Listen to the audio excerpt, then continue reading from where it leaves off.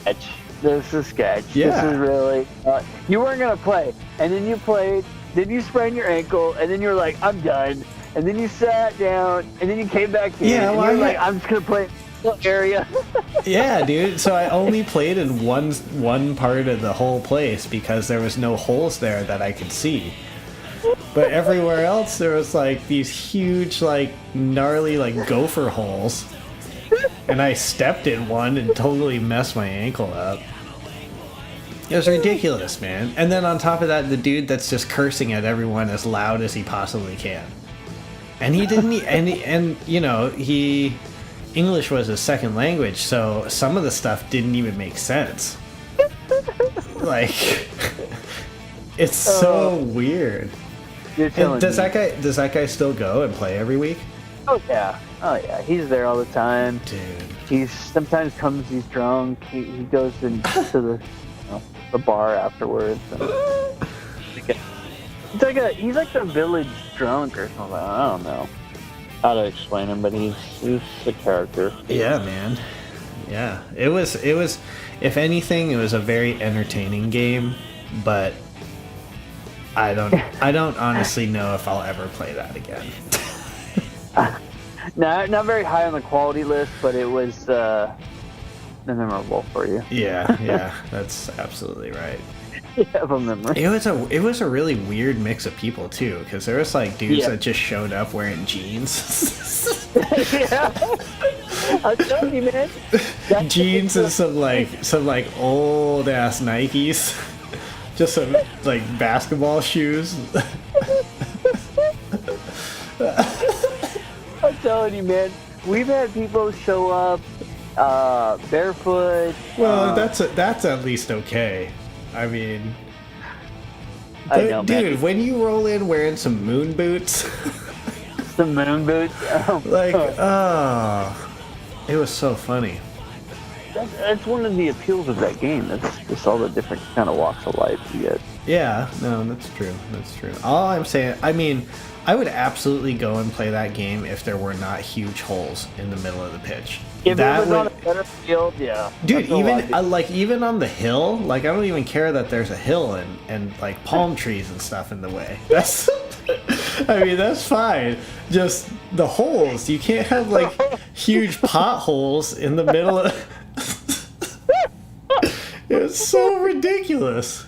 You got these bear traps. I'm gonna break my ankle. Seriously, I wonder how many people have gotten seriously injured playing that game. Come on, man. Like, someone's got to get hurt every week. Well, you'd be surprised. People are. It's not as bad. I mean, I haven't sprained my ankle there in a while. So. Hey, it's been a minute since I totally busted my shit. You're like, that's just not supposed to happen. Is the thing. It shouldn't even be like, oh yeah, just like it's been like 3-4 months. It shouldn't be a statement that you ever say, but yeah, it's the truth though. Oh man. Yeah, that's just kind of how it is there. All right. Well, welcome to All Soccer All Day. This is Stevie Mac, and I'm here with my boy Eric D. We're just discussing some pickup games we've played together in the past, and it's some good stuff. Yeah. Anyway, thank you very much for listening in. We really appreciate you guys from all over the world. Find us on any podcast place that you could listen to, pretty much. So Spotify, iTunes, Stitcher, Google Play, all that stuff. So go check it out. Leave us a 5-star review if you would, please. It'd be very nice of you. It really helps us a lot, and it seems like a small thing. And so if you could help us with that, that'd be awesome. Even if you don't think we're 5 stars, we're trying to get there. So give us like a future 5 stars, something like that. Let's see. Moving forward, we have at least one confirmed thing that we want to talk about here. First of all, we want to give a big shout out to Vaporgate in Colorado. Check them out on vaporgate.com for all your vaping needs. They got the juice. They got all kinds of vapes themselves, like the the hardware and everything like that. So if you're into vaping, check it out. They deliver all over the world and everything like that online. So check them out. Check them out. Thank you very much, Vaporgate. Let's see. We have our fundraiser we're still working on, Give Back with Soccer, and we have some funds raised so far, but we have not reached our goal yet. So please help us out. You can go to GoFundMe and search for All Soccer All Day, and we'll come right up. So help us out on that. Last thing, I guess, before we get into any news and notes, anything like that, Eric, do you have anything that you want to add right now? Not that I can think of off the top of my head. Ready to get stuck in per usual. All right on. So we're going to be tracking all the way back to Wednesday, the 5th of September. There was no Premier League games this past weekend. So we're going to be talking is for the international break, in case you guys didn't know what was going on with that. So we're going to be going over just a few of the MLS games that happened. I think there was 4. And then we're also going to be talking about the U.S. men's national team who took on Brazil, and then they played against Mexico as well. So we're going to be talking about that in a little while. Eric D., as far as any interesting news and notes that isn't exactly a game, you got anything you want to throw in there? David Beckham's team has an identity. Oh, that's right. Inter Miami. What do you think? Well, the first time I saw the logo, I'll be honest with you. Like, I think the logo is pretty cool. Like, I think it fits Miami. I mean, I'm good with it. I think it's unique, and even down to the name. They actually took kind of a more just one that hasn't been there yet. It's unique to the MLS right now, and so that's gonna be pretty cool.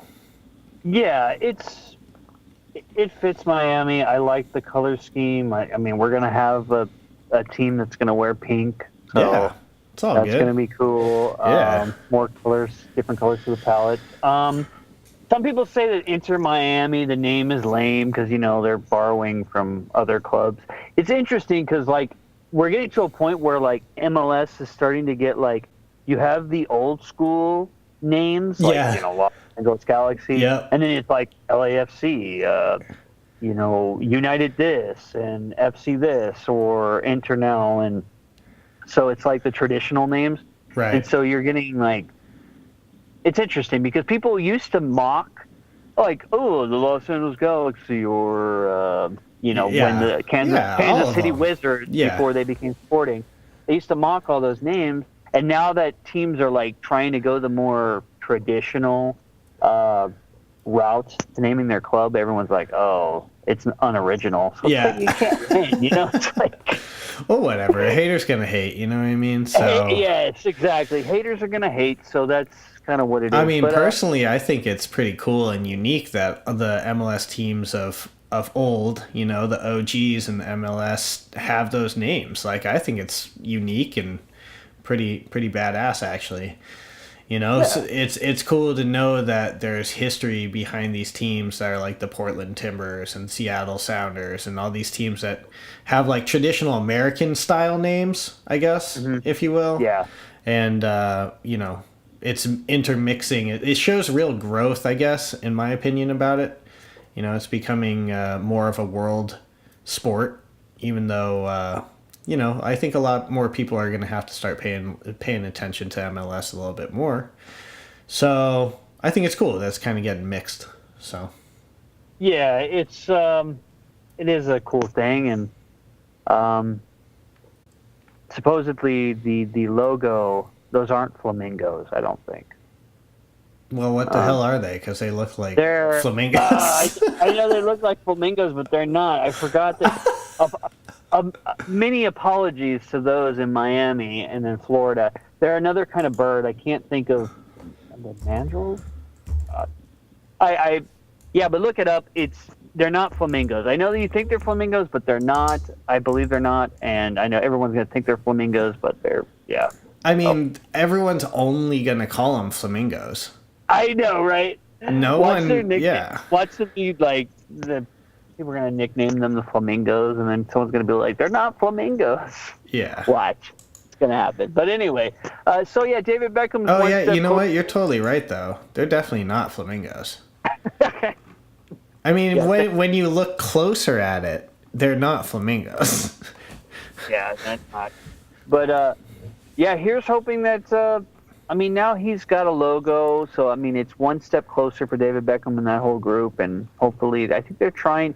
The interesting thing is, I think they're trying to play in 2020, which is just a few seasons from now. But they're not. That stadium is not going to be ready at that time, so they're going to have to play somewhere else. So that'll be interesting to see how that all happens and how that's received. But hey, this is MLS. This is kind of how it goes. I mean, NYCFC still doesn't have their own stadium. They play in Yankee Stadium, and same thing with New England Revolution. So just kind of how it is. But also, I know we've noted in other episodes previous. I mean, obviously Cincinnati FC is coming in next year. Yep. But Nashville is supposed to be coming in as well. Not next season. I don't know if that's the following season or what exactly. But Nashville has been awarded also.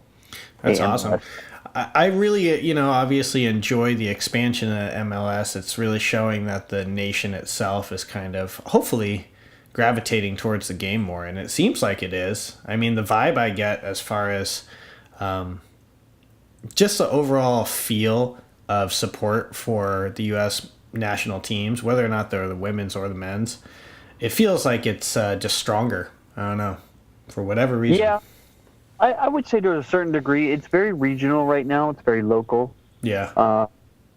MLS games don't pull on a national level. The ratings are not. Right. Yes, but regionally, like the support that teams are getting, especially like Atlanta, Right. Kansas City, to name a few, Seattle Sounders, like they really draw very well.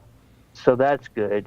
But everybody knows that the money is in the TV rights, and that's really MLS needs and wants. So yeah, right now it's a nice little game, but it still has a lot of room for growth. Of course, yeah. I mean, it's still a young league and in the world view. So anyway, okay, so let's go into a couple of these games. We're going to start back on September 5th. This was a Wednesday game.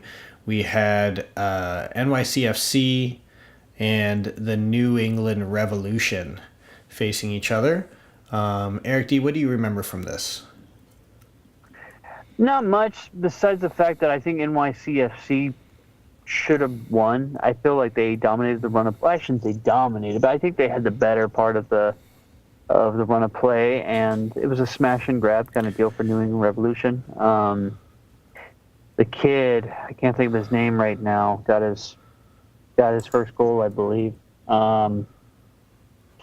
Yeah, I'm drawing a blank on the kid's name, but let me find it for you real quick. He got the goal for New England, and hey, New England snapped a home winning streak. Yeah, they're no longer undefeated at home. Yeah. So, it is how it is, though. That's a pretty difficult thing to do, just in general. I mean, New England needed that. They needed that 3 points, and it's not it'd be a costly slip up for NYCFC. Yeah. Because, I mean, the East is tight. Yeah, absolutely. It is. So we'll see how that kind of rounds out. They actually happened to play the very next game, which was on Saturday. So they had two games pretty much almost back to back. 3 days apart, 3 days in between or whatnot. Or 3 days later, I should say. And, that's pretty rough. That's always pretty rough when you're playing games that close together. So NYCFC took on DC United. And this was actually a pretty entertaining game. It ends 1-1 draw. And there's a little bit of drama there at the end. David Villa has a really sublime free kick, and you should definitely check that out. So this game was on September 8th, Saturday, NYCFC, DC United. Check out the highlights on YouTube or wherever. MLS soccer.com has the highlights and everything like that too. So pretty awesome strike. Eric D, what do you got to say about this match? It was another match where I thought NYCFC, I mean, they dominated play and they should have won. You know, the goal that DC United scored. It was the header, yeah. Yeah, Birnbaum. Yeah. I don't know. Sean Johnson's probably got to come out and claim that. Yeah. He's got to do a better job of commanding his box. And, you know, I don't know. DC United didn't look really that great, to be honest with you. So, I mean, they have to be happy with the draw on the road. Yeah, but I would agree. Frustrating week for NYCFC. Yeah. No doubt. Yeah, with a loss and a draw, you know, you would at least want to be coming away with one win out of those two. Yeah, and most likely New England is what you should have done. Drawing with DC, how DC is playing right now, maybe they didn't play as well as they have been in this particular game. But to draw with DC is, you know, hey, it is what it is. But to lose to New England at home, that's no good. So no bueno. Missed points there. Moving on to the next game, we had Sporting hosting Orlando City. What do you remember from this game? It ended 1-0. Sporting Kansas City got the win. Go ahead and take us through a little bit of this. Well, Dom Dwyer, I think, was making his return to Kansas City. Yeah, that sounds right. When he left for Orlando. He had a few chances, wasn't able to capitalize. Not much going on in this game. I mean, Sporting Kansas City obviously gets the win at home. And what was his name? The goal scorer for Sporting Kansas City, the Gutierrez. Mm-hmm. Yep. Yeah, he just returned back from surgery, so good for him to get the goal. Yeah. And Sporting Kansas City had another player, their number 10. He had blonde hair, and I'm like, who is this guy? He had, like, do you see him? The bleach blonde hair guy? I was like, I don't know who this guy is. No, I don't know who you are referring to. Oh, there he is. Yeah, I don't know. I'll have to look into that. Like, what is Peter Vermees doing over there? I mean, Sporting Kansas City is they're such a well-run team, and they've got depth, and you know, I feel like they're one of the better teams, obviously, in the West. Well, definitely, they're definitely one of the better teams in the West. We'll see, you know, where they end up in the playoff run in the playoff table, but I think they're definitely going to be in there, and I think they're a contender for sure. All right, moving on to the next game. Next game we're looking at is the Portland Timbers hosting the Colorado Rapids. 2-0, Portland gets a win, and I think this is actually a pretty important win for Portland. They have definitely lost some matches recently that, you know, just disappointing for them. And so they really needed to come out and get a good victory against the team they should definitely beat in the Colorado Rapids. What are your feelings about this game, Eric D? What do you think? I don't have much to add to that. I agree with what you said. I mean, you know, they were at home. They should beat Colorado because Colorado's not good. And, yeah, I mean, Portland gets back to winning ways, and poor Tim Howard. Oh, man. I mean, what do you even do? It's so bad. Yeah, I mean, but he had to have known that when he signed up for the team. I mean, that's true. Yeah. That's very true. All right, well, let's go ahead and let's take a little round out of the standings as they are currently. We'll go over the Eastern Conference so far. Right now, at the top of the tables, the New York Red Bulls, 55 points. They've played 28 games. Right behind them, they've clinched a playoff berth, by the way. Also, a team that's clinched their playoff berth, second place right now, Atlanta United FC. They have 54 points, but they've only played 27, so they got a game in hand there. We'll see if they end up taking back that first place spot. Moving down, third place, NYCFC. Fourth place, Columbus Crew. Fifth place, Philadelphia Union. Sixth place, Montreal Impact. And right on that playoff line, DC United.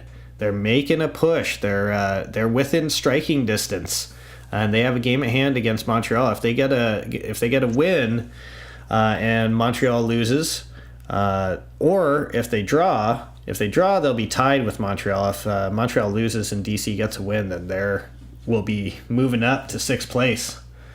Crazy thing about DC United is the rest of their games, with the exception of one, which I think they're actually playing in Chicago against the Fire.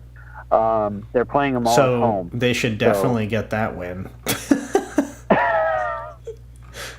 You said it. But, yeah. So they've got they're basically at home the rest of the season here, and they've got to capitalize on being at home. Yeah, absolutely. So that's why I'm pushing for DC United to be in the playoffs. I feel like the momentum's with them, and yeah, Montreal's just so they're not that good. No. Surely, I'd like to see DC in the playoffs at this point. I think it'd be cool to have Wayne Rooney do that in his first season and at least pull him into the playoffs. Who knows how competitive they'd be at that point. Yeah. But it'd be a cool comeback story. I mean, look, the Fire are really bad. So, and I feel bad for them. Being in Chicago, I would like the local team to do well, but that's just a bummer. So I just want to throw that out there where you're like, you said that. Yeah, I did, but it's true. The Fire are really bad this year. Yeah, I can say the same thing. We can say the same thing about the Galaxy right now. Oh, guaranteed. So yeah, we will say the same thing about that. Yeah. Speaking of which, if you guys don't already know, because we forgot to mention as we're going through our MLS review here, but what do you think, Stevie? Ziggy Schmidt. Stepping down. I don't know, man. I'm not necessarily very surprised. I think you could agree that the Galaxy definitely need to make some changes personnel-wise, also coaching-wise, on the technical side, because whatever it is that they're currently doing is not working at all. Like, no. I mean, they've just dive bombed down the tables. No, that's a secret. Don't tell anybody. Yeah, I mean, it's like they're going to try to get the first pick in the next draft, basically. No, don't say that. We already did that last season, okay? Yeah, I know. And that guy can't see the field, if I'm not mistaken. Yeah, Hilliard Arce? Yeah. Well, I mean, so... Yeah. I don't know. Don't get me started. Okay, so Dominic Kinnear is going to take over. I mean, there's obviously a lot of issues going on with the Galaxy. On the field, off the field. Yep. Are they going to be able to make the playoffs? I mean, we're obviously going to talk about the West right now, so I'll wait. You can talk about the West. Okay. All right, so let's go into the Western Conference. Right now at the top, we have FC Dallas with a very thin lead over Sporting. So Sporting Kansas City right behind them. We have LAFC in third place, Real Salt Lake fourth, Portland Timbers fifth place, and the Seattle Sounders have made their way into the playoffs yet again with an incredible late run, man. Incredible late run. We'll see if it continues, too. They always seem to heat up at this time, right? In recent history. And yet again, it's happening again, it seems. So we'll see how long this momentum goes. All right. So what I was going to say, and this is not obviously a reach by any stretch of the imagination, the Galaxy are not going to make the playoffs. Yeah. Oh, really? Yeah, they're trying. I mean, everyone's putting on a bold face. Saying Siani and Romney basically don't even know where the pitch is. They basically don't even show up to the game. So yeah, playing two men down every single game is going to be rough for the Galaxy. Yeah, playing no resemblance of any kind of defense it's hard to win games that way. You can't let the other team score 6 goals all the time and expect to win. Okay, All so right, yeah, LA bashing. So yeah, it seems like, the only other team that's really making a play to push into the Western Conference playoffs is the Vancouver Whitecaps. So they're, they're doing their thing. We'll see yeah, if, that'll be an interesting battle down to the end. Even though, here's the crazy thing. So Seattle has come up to 41 points and they've only played 26 games. So they still have 2 games left, and in those next 2, 2 games to catch up to the 28th that a lot of these other teams have played. And if they have favorable outcomes in those games, they could push themselves up to, very well into 5th, maybe 4th place, depending on how Portland and Seattle do over the next game. So it's pretty interesting to watch them go up the tables. In the Eastern Conference, it seems like it's a little bit more solid, minus DC United trying to make that little push instead of Montreal. So, there's that. But, I'm sorry. I just have to mention that San Jose Earthquakes have officially been eliminated from from their run towards the playoffs, if you want to call it that. Bro, say it ain't so. Not your beloved San Jose Earthquakes, man. The Earthquakes. I'm sorry. I know you. It's really. That's rough. They're worse than the Fire. They only have 20 points. They have 20 points in 27 games. That's possible, right? Well, no, it is. Just based on statistics. The Chicago Fire at least have 24 points. So, there's a race there going on. Don't get me wrong. We'll see how many more games everyone can drop, but... Are Chicago and San Jose, have they already played this season? You know what? That's a good question. Let me check that out. Definitely no one's watching that match. Oh, I really hope they have that game left. I'm tuning in so hard, dude. That'll be awesome. All right, let me check this out. Oh, come on, please. No. They don't play him. They already played? Yeah, I think they already played, so. They obviously played. Anyway, hey, man, is there a hotter team in the MLS right now than the Seattle Sounders? Yeah, I don't know.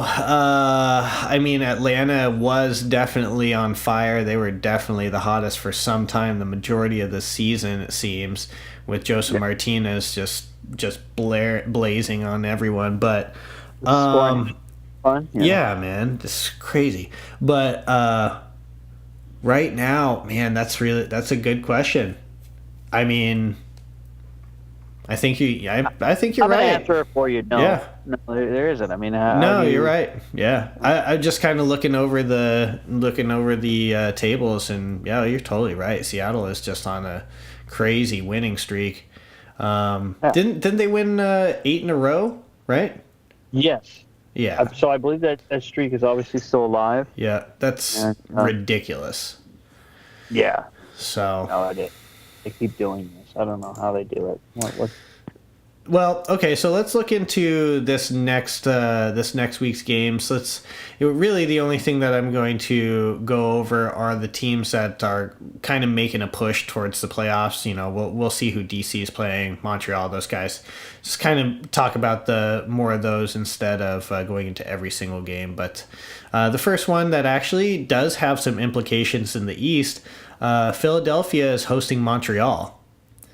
So that actually is a pretty important game in the East for that 5th and 6th spot. Philadelphia trying to make their way up the tables, and obviously so is Montreal.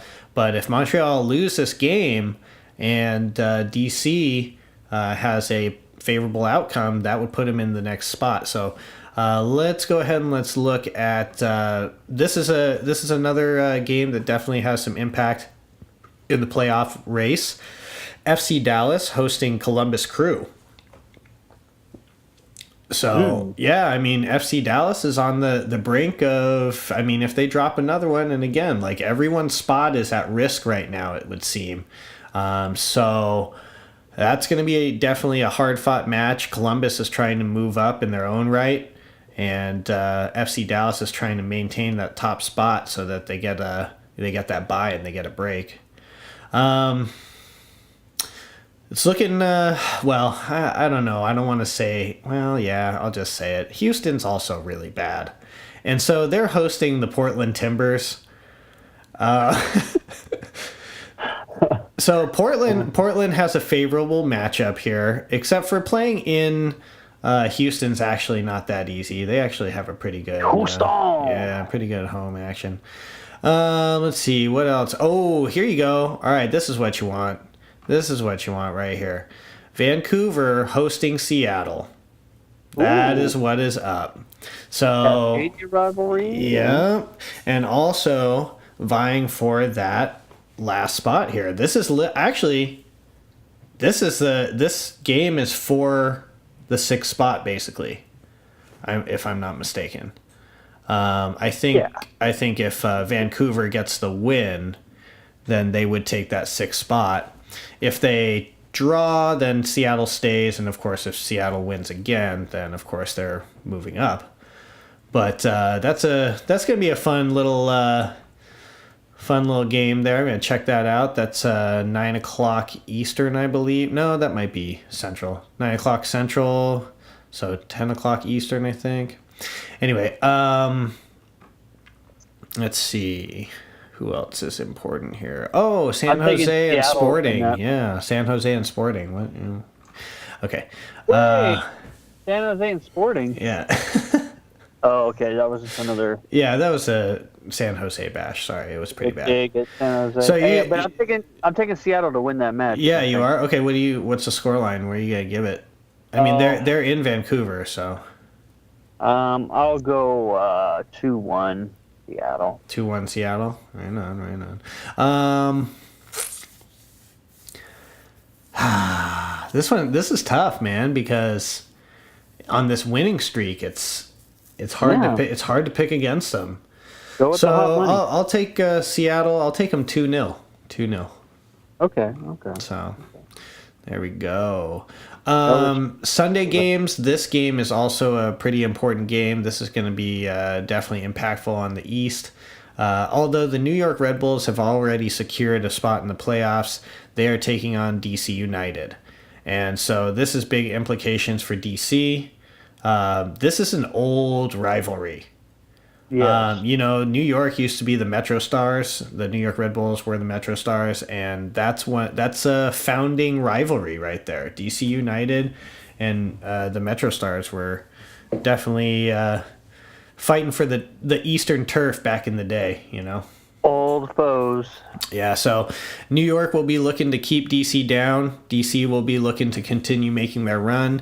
New York, again, has already secured their spot in the playoffs, so they don't have to worry about that at least, but they would like to maintain the top of the East, I'm sure. As I think that in the MLS, it's different than, say, like the NFL, where sometimes the bye week seems to work against a lot of the teams in the NFL. Like, I don't know, for some reason, like if they're on form, then you want to keep them there by continuing their play. But I think that a lot of times in the MLS, having that extra week does a lot of really good things for a team to be able to rest up and get ready for that next game. So, I think New York will definitely want to stay on top. That's all I'm saying. So it should be a well-fought game. New York's in the hunt for the supporter shield too. So yeah, exactly. So, let's see. So those are the major games that are going to be coming up in this next week of MLS games. Do you have anything else that you want to throw in there at this next week? No, not besides Orlando got awarded the 2019 MLS All-Star Game. Oh yeah, that's true. Saw that. Congratulations, Orlando. Do something before then. Get it together before then, please.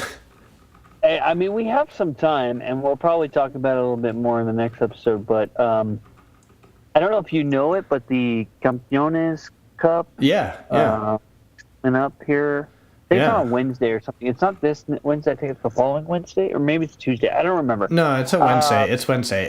You are talking about here. I'll just tell you. Hold on.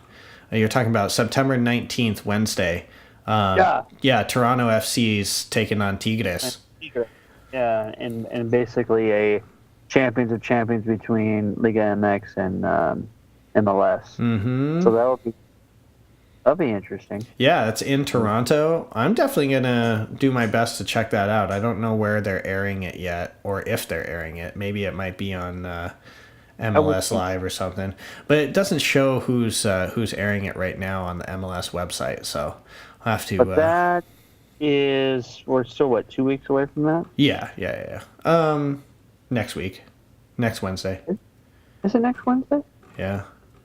Already coming up. Okay. Yeah, man, it's right around the corner. All right. Well, then I am not too early. Perfect timing. Yep. There you go. Okay, so we're gonna round out the North American action in soccer here by going over the United States men's national team. They had 2 games in this last week, and the first game was hosting Brazil, and Brazil came out with basically a World Cup team. I mean, they were not playing at all. That was not fair. Yeah, they were. Yeah, I mean, this is an international friendly. It's obviously fair, but it's kind of like a lot of these friendlies, of course, are used to scout your next run of players and all that kind of stuff. Which obviously the United States must do, and they are doing. Yeah.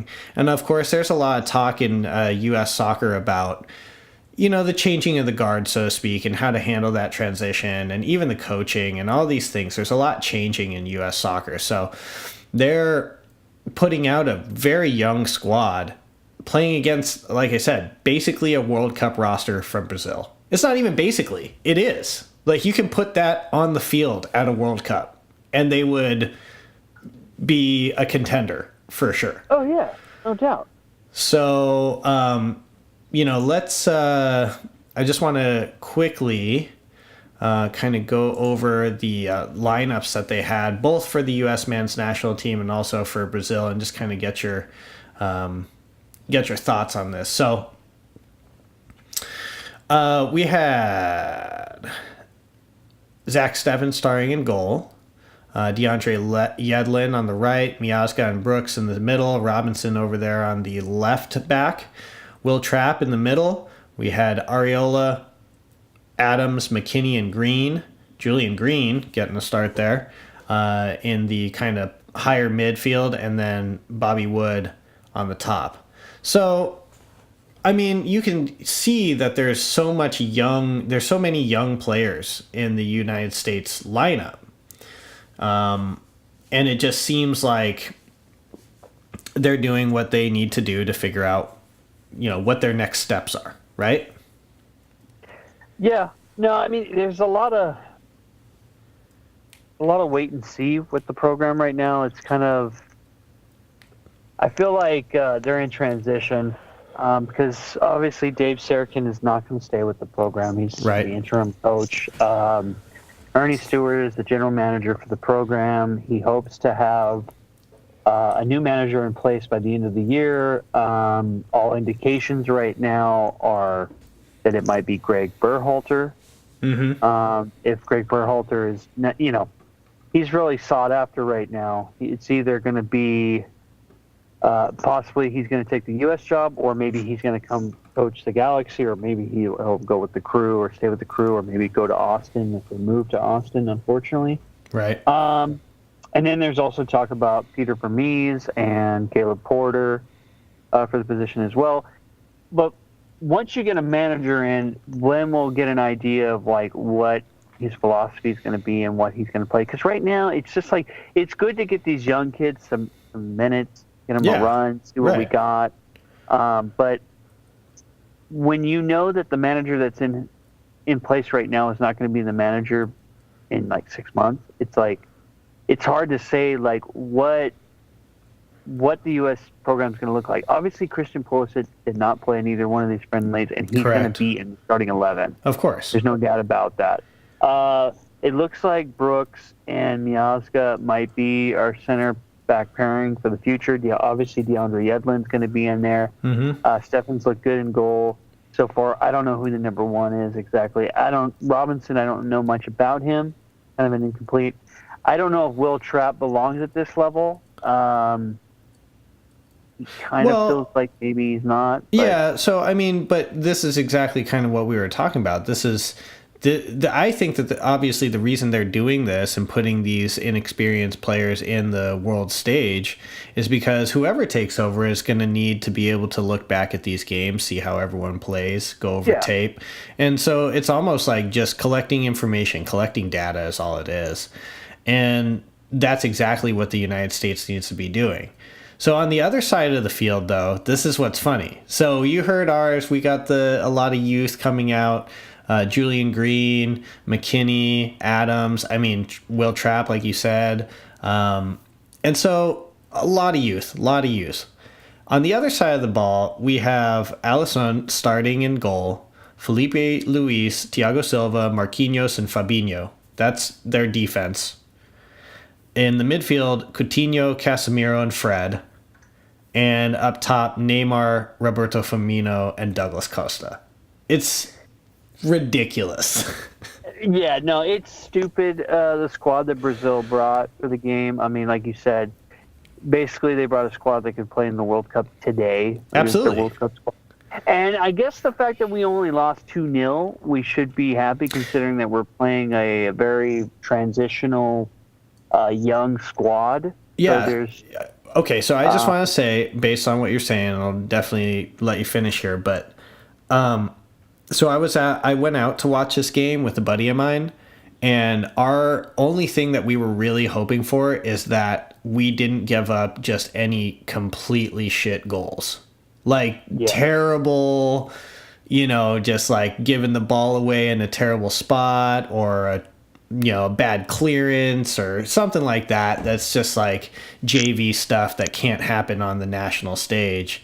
Yeah. And that didn't really happen. Robinson's young, and he took a stab at the ball when it was coming down, and Douglas Costa, he was just too quick. I mean, Robinson took that step, Douglas Costa right around it, and he just burned Robinson, just toasted him, put it into the center perfectly for Firmino on his right foot, his, not his dominant foot, his weak foot, so to speak.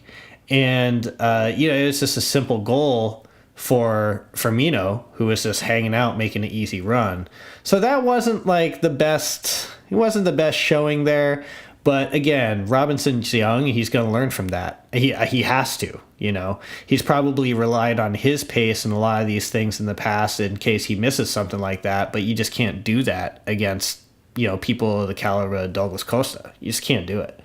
So the second goal, though, Fabinho dive. He had a dive. I mean, he dove, and they get the penalty, and that one's disappointing. So really, overall, I would say they actually played quite well for what they were up against. They had a couple weak chances. There was nothing, truly testing Brazil, so to speak, but. Again, at least they didn't just crumble and give up 5, No, you're right. Yeah, it's very true. It's... full strength other countries would give up 5 to that Brazil lineup. So... Yeah, no, it's very possible. I mean, you want to find the silver linings, and there's definitely some moral victories to take out of it. Right. But yeah, at the end of the day, they're friendlies, and it's kind of like I said, we don't really know who of all these guys are going to be in the squad moving forward. I want to say a lot of them are going to be in the rotation, but you just never know. Right. The thing with managers, they have their guys they prefer. Yeah, absolutely. Absolutely. They'll have a system, and they'll have their guys they want for that system. So, let's move over to the next U.S. men's national team game. And, of course, this is, even though it's a friendly, so to speak, we all know it's big deal here in the United States and also down in Mexico. So United States took on Mexico on September 11th, by the way, which, that's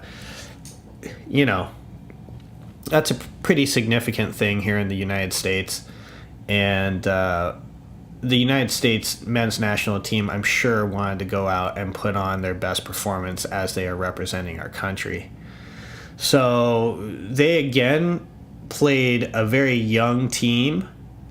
Zach Steffen again had the goal. Miazga again was in the middle, but he was with a completely different back line other than Miazga. So we had Lehigh, Carter Vickers, and Moore on the back line with Miazga. Again, holding down the middle was Will Trapp. And we had Adams and McKinney right above him. And then on the wings, we had Kellen Acosta and your boy Tim Weah. And then up top, we had Giassi Zardes. Yep, from Hawthorne. Whoop, whoop. So, right. Former LA Galaxy player. He's over in Columbus right now. He's having just a great season. I believe he's put 15 goals away so far for the Columbus Crew. So, I'm always going to be a fan of Giassi. He is a California boy, born and bred, so it's pretty awesome. So, again, a lot of youth. I will say Tim Weah was pretty exciting to watch. He had a couple great touches on the ball, had a couple heavy touches as well. But again, I think that's his youth. But you could tell that he had some swag to him. He was definitely trying to create chances, and so that was pretty fun. What do you got to say about your assessment of the United States? How do you think they fared against a young Mexico team as well? So both these teams were very young. What's your take on this? Well, the first half from the U.S. was poor. Mexico was the better side in the first half. Obviously, in the second half, things transpired, things changed. I'm blanking on the kid's name for Mexico. Lainez? Yeah. Yeah, Diego Lainez. This guy went to the laundromat. He was washing, he was rinsing, he was drying. I mean, dude, he had Will Trapp on all fours, sliding around like a baby deer on some ice, man. Yeah, man. Gnarly. I gotta give props where props are due. This guy plays for America, and he's only 17. He's definitely part of the future of Mexico. Yep. We're gonna see this guy more. He's possibly a young Andres Guardado in the making, and it's scary to think if that's the thing. Mexico just couldn't put away their chances. Yeah. They had some good chances, had some good looks. Mexico easily could have won this match. Yeah, absolutely. Maybe deservedly so. Obviously, in the second half, I don't know how. I mean, I guess I want to get your opinion, but it's a hot topic. What do you think of the shenanigans? The whole Miazga trolling, and Lainez and all that stuff. Yeah. Hey man, Miazga it's U.S. Mexico. I mean, people are always going to be talking. I'm sure Miazga was probably tired of seeing Lainez in the 18-yard box all game, just dribbling around people. So I'm sure it's part frustration, part just rivalry. And I think it's fun. I mean, whatever. Yeah. There was no fists are thrown. There was nothing stupid going on. It was just some shit talking, So it's interesting because, I don't know if you're ever on Twitter during these matches, man. The shot. I think I'm saying this right. The Schadenfreude. It's a German word or terminology where basically like when the U.S. is playing, everybody on Twitter is just like, "Oh, we are the worst. We can't play soccer. We suck. It's like we're so down on everything that we do." And then obviously, I mean, what happened with Miazga happened, and then it's like, "Oh, Miazga for president," and all these people were happy about it, like, "Oh man, he's gonna be a hero forever." And then of course we scored. Yeah. And we ended up winning, and everybody's happy. But it's interesting on the Mexican side of things. It seems like no Mexican fans can take an L. Everybody's bitter about it. There's a lot of people saying that what Miazga did was bullying, that it's not appropriate. Aww. No, I'm serious. And then there's also people that are like, oh, even Mexicans saying this, like, I'm Mexican and I'm short. I have no qualms with it. Yeah. Excuse me, I'm cool with it, and other people are up in arms. And then you get the whole like, oh yeah, you guys won, but it was Mexico's C team. And then I'm like, and then people bring up the fact, well, if Mexico had won, I'm sure you would have said like, oh, the U.S. sucks. They shouldn't play soccer. Yeah. So it's just interesting to see the pendulum swing and how it swings and what people say. Twitter's an interesting place to be during these games, especially for games that the U.S. is playing against Mexico, because the rivalry it's intense. Like, there's nothing quite like it, at least in this region for us, on the national stage. And I mean, the game, honestly, until the whole Miazga incident happened, was kind of dull. It was boring, and that bred life into the match and the rivalry. Spark, and then the whole the red card by the skin player, which was, I looked at the replay, and I mean, I have no problem with the red card because honestly, Will Trapp, he could have broke his leg or his ankle. But it seemed like the guy he went over the ball, and then he Will Trapp, so I don't know if it was vicious as much or malicious as much as it was just unlucky. But, I mean, hey, it's a bad challenge. Again, it's a friendly, and it is what it is. It's not like the dude's going to miss a bunch of next matches, and it's going to count for anything. But, hey, you're right. With Miazga and Lainez and their little face-off, it definitely made the match interesting right away. The blood started boiling on both sides. So the attack went... man, it was... I don't know what to think about the goal. Tyler Adams scores, and when I say I don't know what to think of it, it went right behind 3 Mexican players, and it seems like, it's a great ball, but it's almost more lucky than good, it seemed. I don't know. What do you think about it? I know what you're saying. I mean, the whole game kind of left you with the feeling of like I said, we won, and winning is great, obviously, but you kind of feel like we escaped a little bit. We got out of jail. Like with the red card, I mean, they go a man down. We end up scoring a goal. We take advantage of it. I mean, that's soccer. That's how it goes. Right. But yeah, it just. I mean, it was well taken by Tyler Adams. It's his first international goal. But yeah, it's just, you never know. If they had been at full strength, do we even get that chance? I don't know. It's hard to say. Yeah, and at the same time, what is our full strength roster? We don't even know. So, but what I'm saying though is, if Mexico didn't get the red card, if Mexico was at I full see what you're strength, saying. With 11 guys on the field. I see. Does that chance even get created? Does that happen?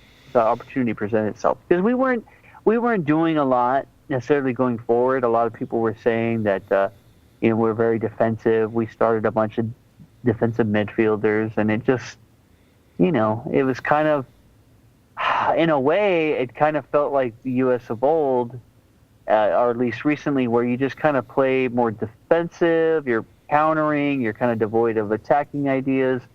That's the thing. That's what people in this country we want to see, is we want to see a U.S. team that's on the front foot, aggressive, taking the game. Well, that's why Tim Weah is exciting to watch on the ball. Yeah.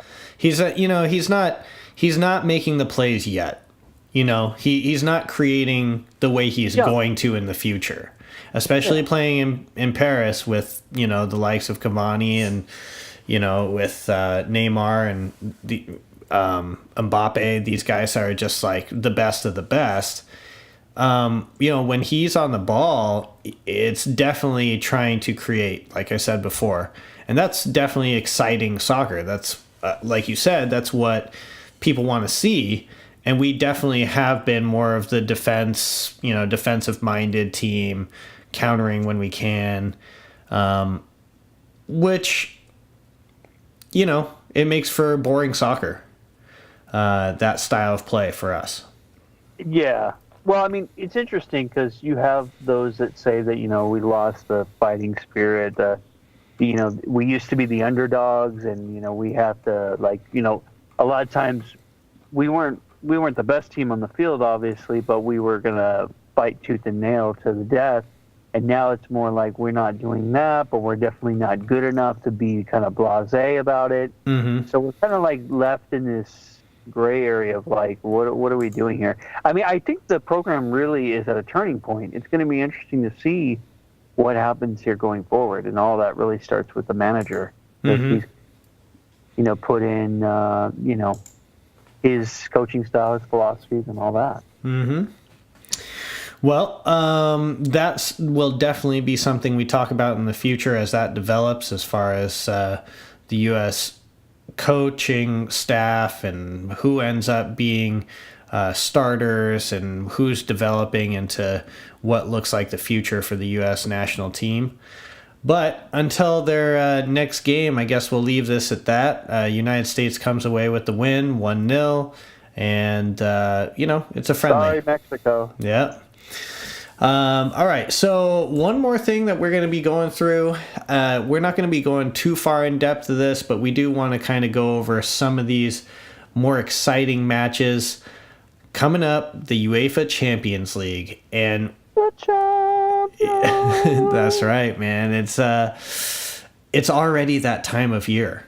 It's so exciting because it's like, I mean, again, I said this before in a few episodes back, but to me, this is the highest level of club competition in the world. And as you put it, South America and CONMEBOL might have something to say about it, but I just can't see it being any other thing than UEFA Champions League when it comes to club football.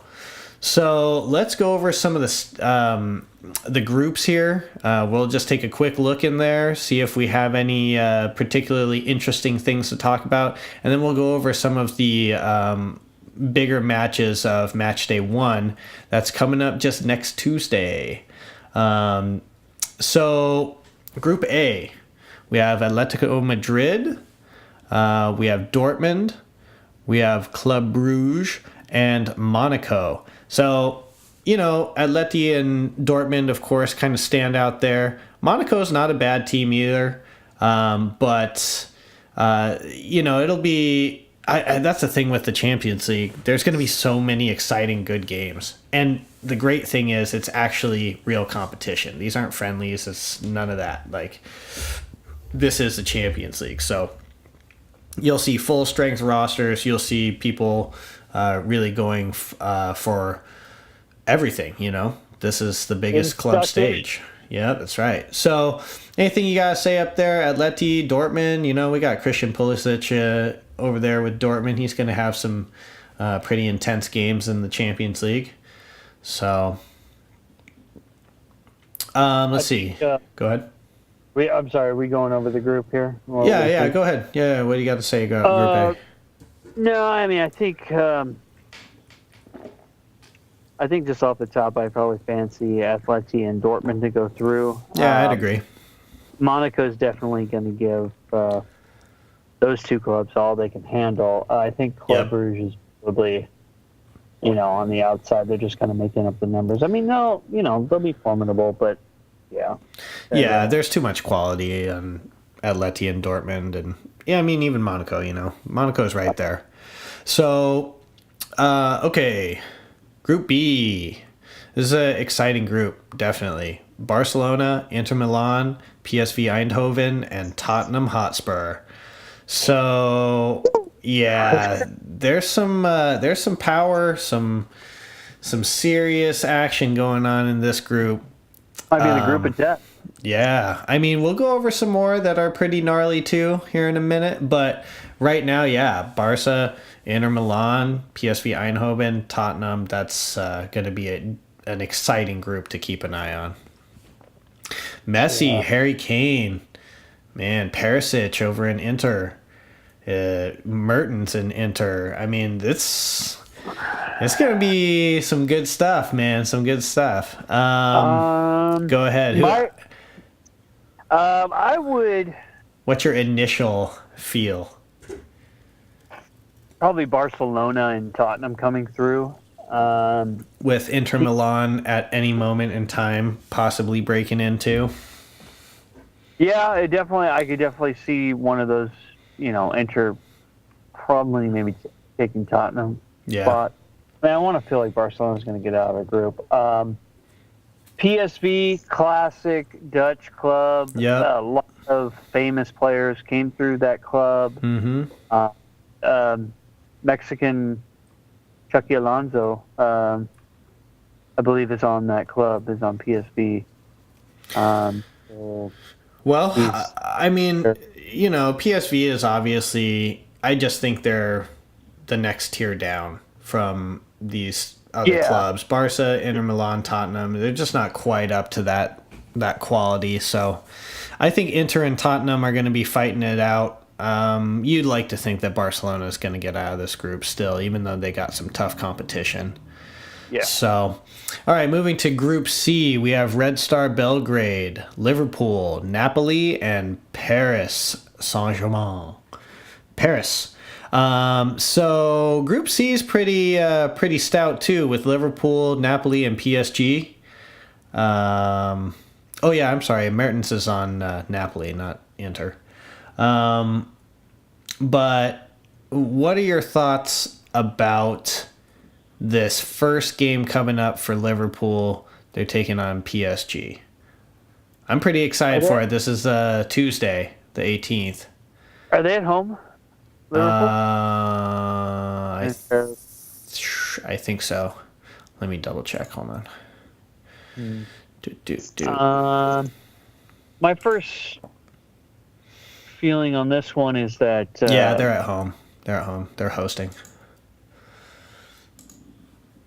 I mean, Liverpool's something special at Anfield. Yeah, that's true.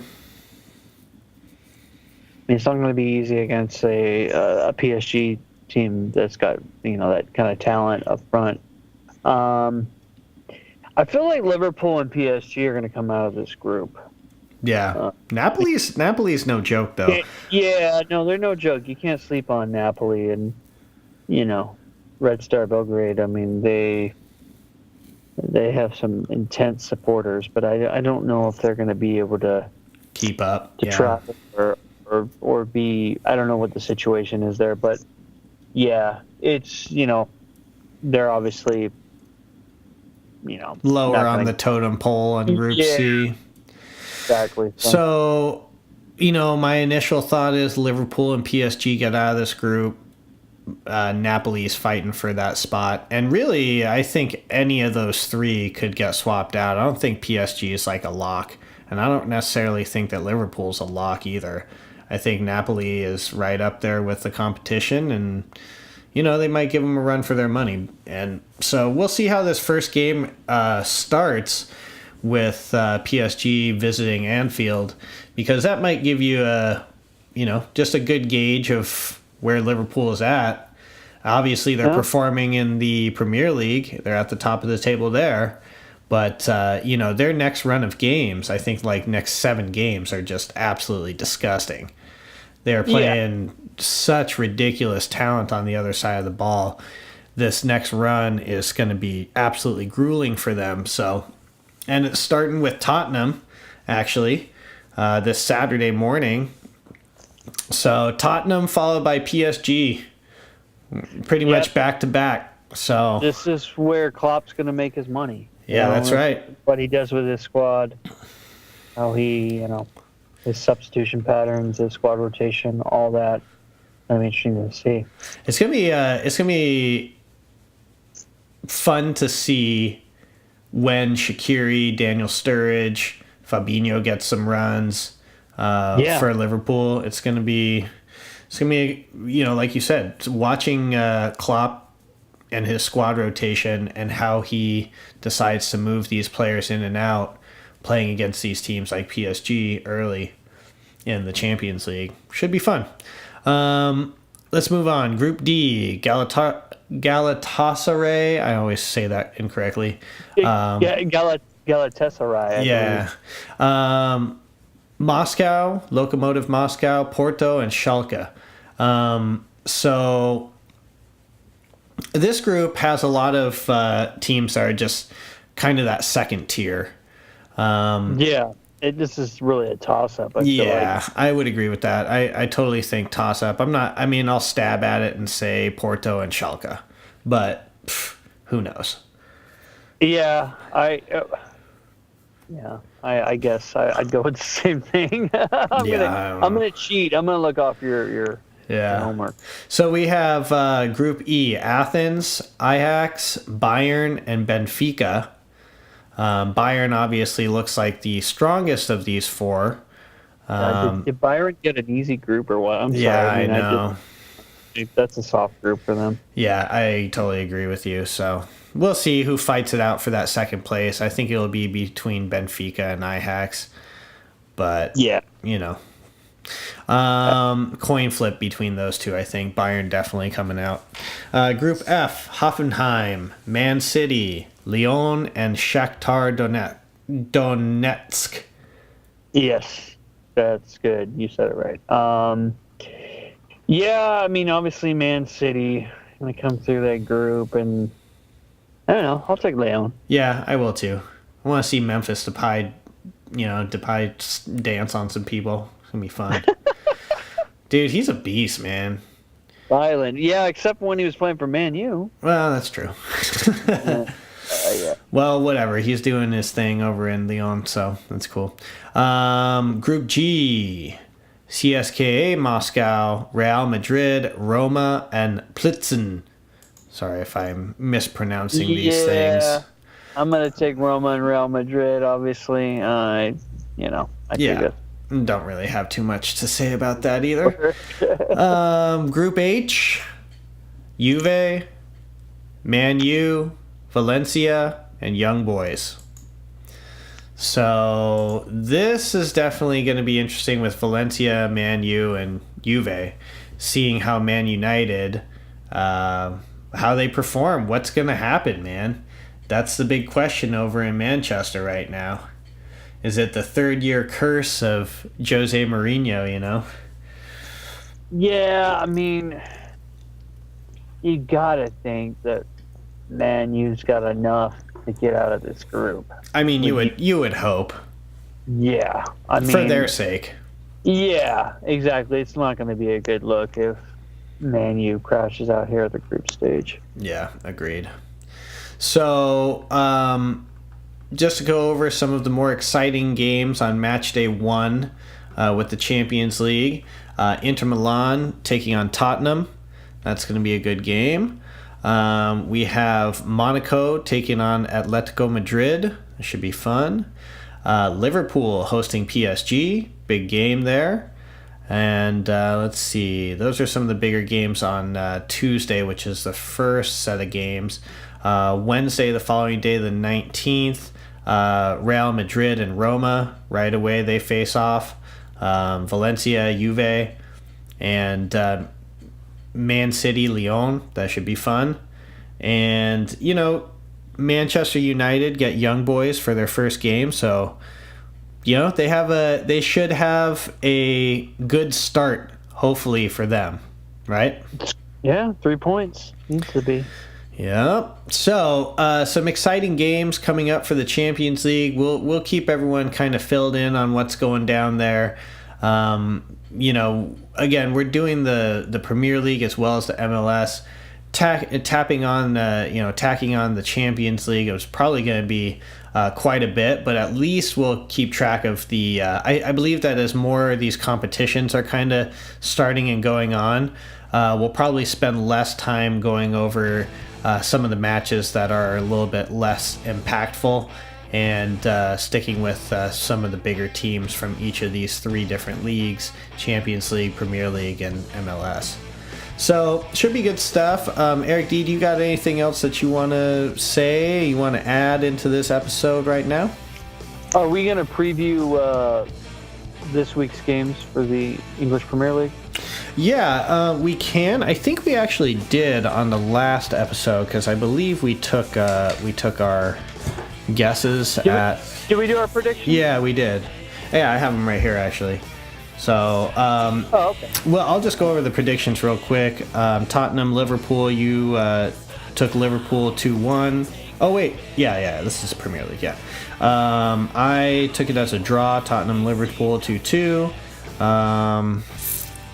See, you took Bournemouth over Leicester 1-0. I had as a draw 1-1. Chelsea 3-0 over Cardiff. I took them 2-0.